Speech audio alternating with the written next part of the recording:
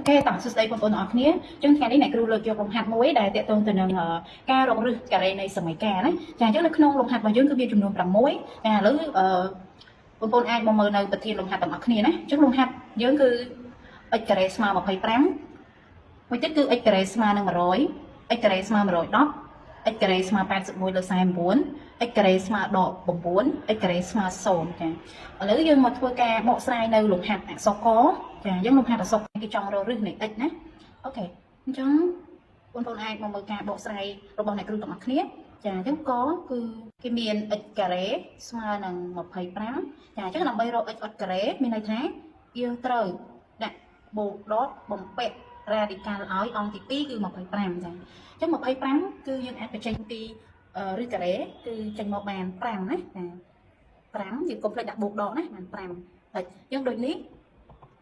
សូ x ស្មើនឹងបូកដក5ជាឫសនៃសម័យកាលចាលំហាត់អក្សរខចាខគឺគេមាន x ការ៉េស្មើជាមួយនឹង100ចាអញ្ចឹងដើម្បីរក x ការ៉េយើងត្រូវដាក់បូកដកបំពាក់រ៉ាឌីកាល់មានន័យថាបំពាក់ឫសទី2ឲ្យ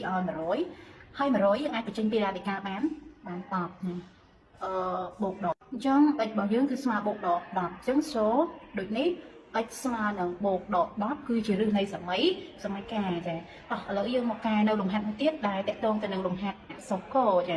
អក្សរកគឺគេមាន x ការ៉េស្មើនឹង111ចាអញ្ចឹងដើម្បីរក x ការ៉េយើងត្រូវបំពាក់ឫសទី2ឲ្យ111ទោះថា111មានការ៉េប្រកបអត់អត់មានការ៉េប្រកបទេណាយើងបញ្ចេញអត់បានទេយ៉ាងដូចនេះ x របស់យើងទោះដូចនេះគឺ x របស់យើងគឺស្មើប៉ុន្មានបូកដក